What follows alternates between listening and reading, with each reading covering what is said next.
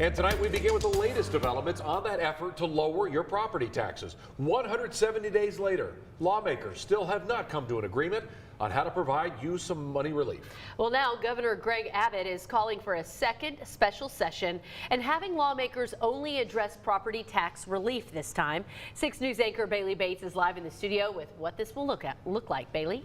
Lindsay, Chris, Abbott is making it clear that Texans will see property tax relief in some way, as he plans to call session after session until there is a solution between the two chambers.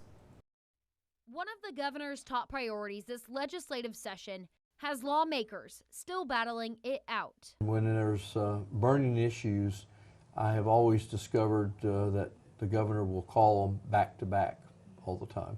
So I suspect he'll continue to do that until we either get a solution. Property tax relief is also one of Representative Hugh Shine's passions. He and the rest of the House approved a property tax plan. So did the Senate, but neither were willing to move the needle. Looking at the different proposals, taxpayers are going to get a pretty significant reduction in property tax by whatever we do, okay?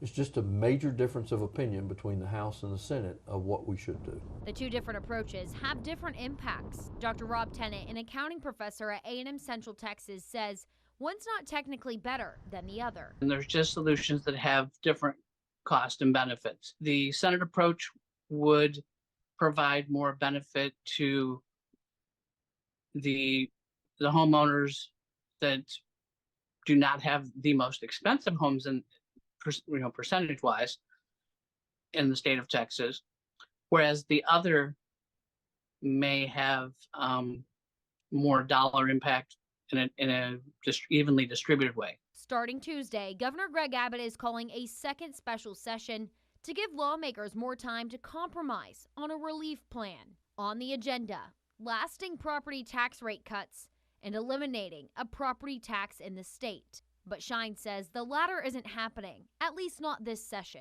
To eliminate property tax, period, is going to be extremely difficult because you got to make it up somewhere. Instead, he says they need to focus on what can provide significant relief. What I see happening in the special session is some form of business exemptions, exemptions for homesteads, and compression on the M&O for school districts.